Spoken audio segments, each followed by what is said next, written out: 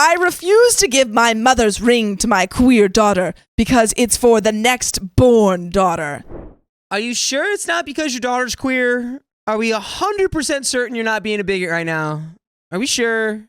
I posted this on the Am I the A-hole, and they removed it because one of the mods really thinks I'm an a-hole. Wait, what? That's not why they removed it. I have added a few more details in here that people asked about before it was removed. I haven't removed anything. A few people said that if this is me trying to sound like I'm not an a-hole, then I must be a huge a-hole in real life.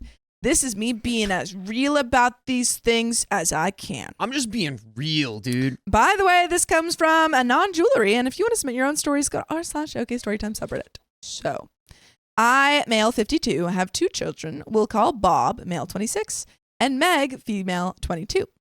Meg was born male, but began to transition to female a year ago. My dad gave my mom a very large and expensive diamond ring for their 30th wedding anniversary.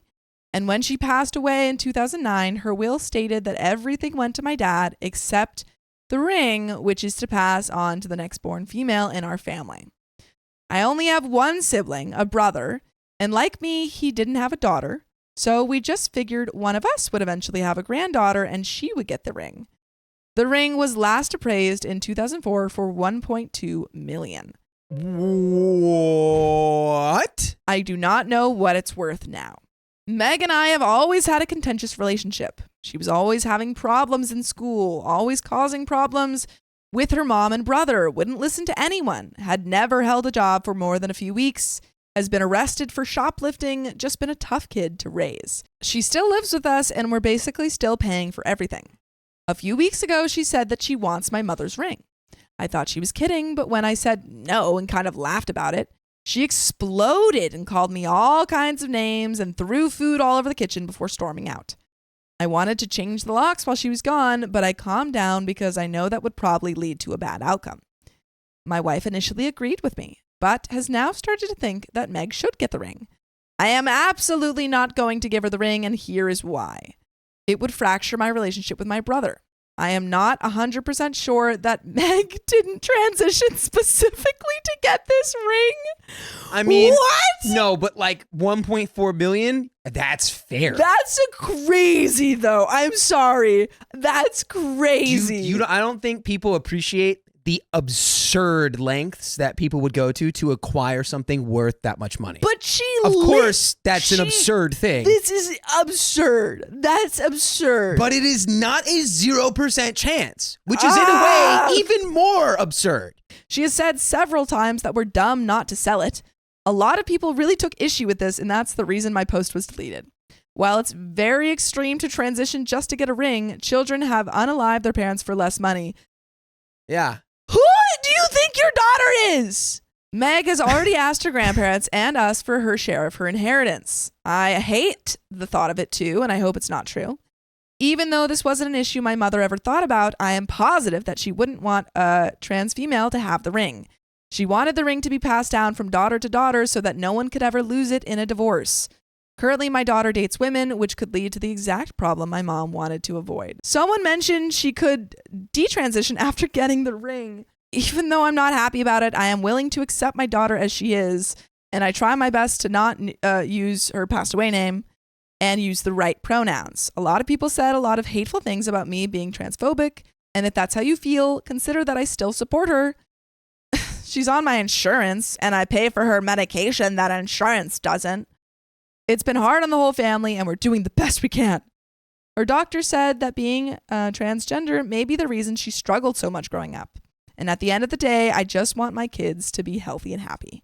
I don't feel like I'm being an a-hole here, but with my wife starting to question the situation, I thought maybe I'd get some outside perspectives. And a couple of additions, since people are asking. The ring is in a safety deposit box in another city.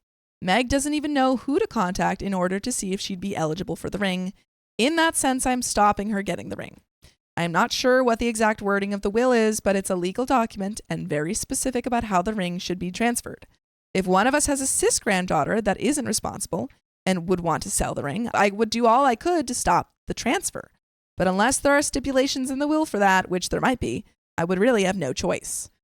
I have not told Meg that I suspect she transitioned just to get the ring. I was talking to my wife about it because so many people have mentioned how crazy that is. and it doesn't seem crazy to me.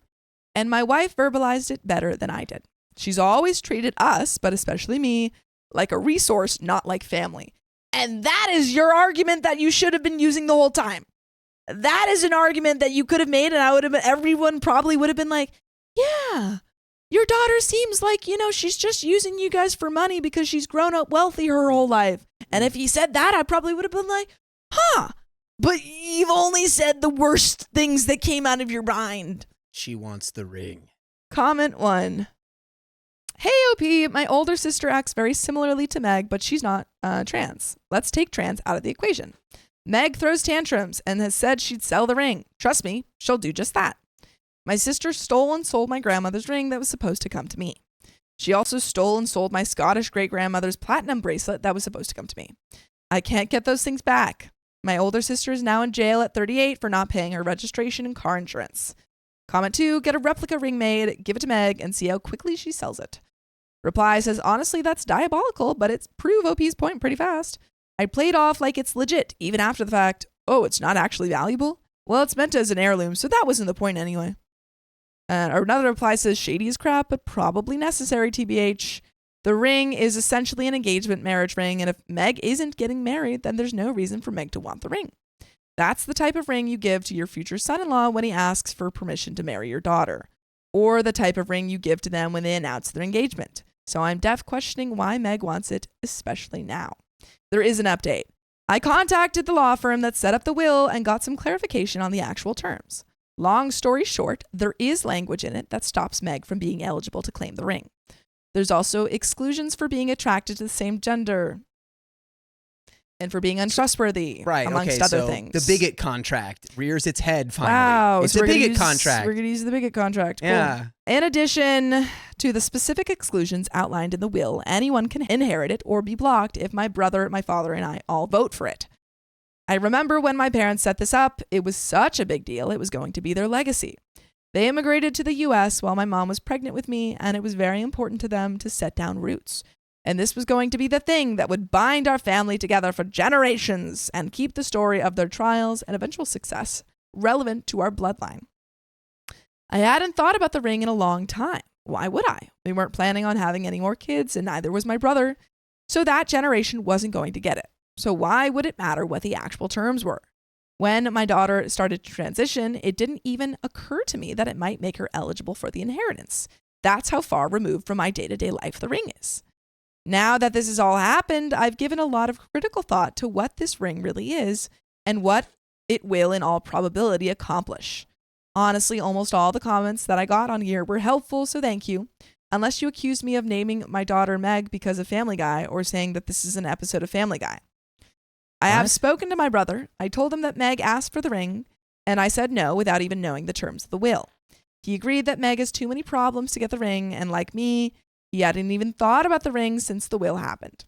I asked him what we should do if one of our kids has a daughter, and she's totally irresponsible and wants to pawn the ring.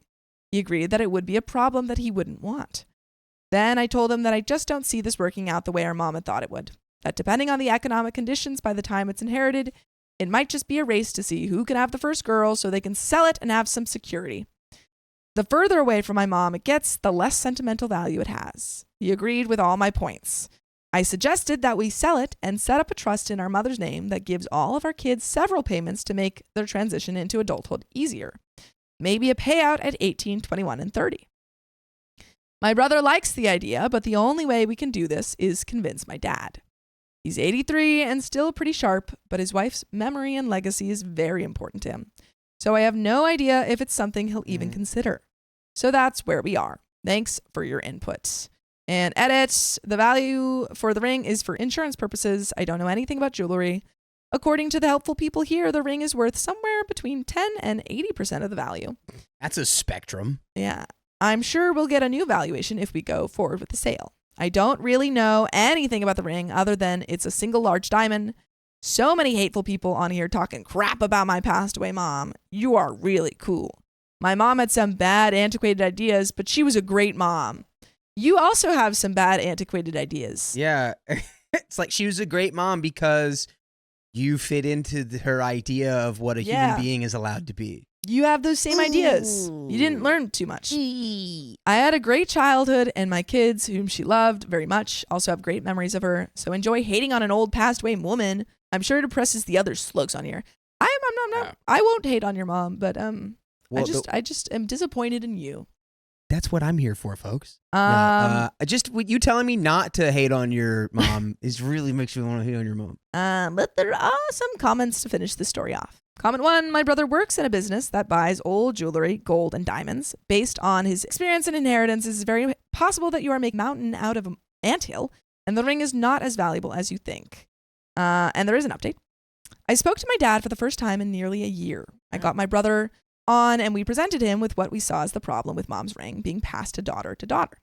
I should mention that after I talked to my brother about establishing a trust that gave all kids and grandkids a payment to help them become adults, he had another idea for the ring. Sell the ring and use the proceeds to buy/build a house around Big Sur, California, which was our mom's favorite place on earth. Name the house after her and let all the kids, grandkids use it however they want. I like that idea too, so we were going to propose both to our dad.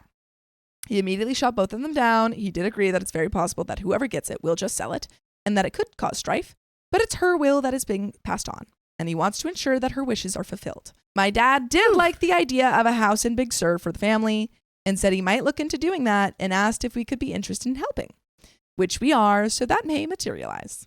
Here are some updates on a couple of things that a lot of people commented on. Some people said to just wait for my dad to pass away.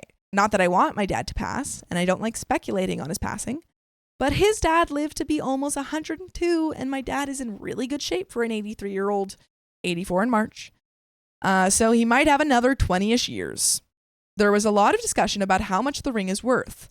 My dad is friends with a jeweler in New York who has done business with for over 40 years. My dad said they spoke last year, and the jeweler offered to buy the ring for $880,000.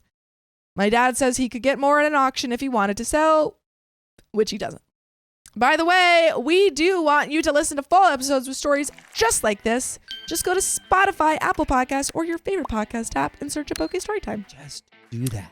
Lastly, a development that has nothing to do with the original question. I have punted Meg out of my house.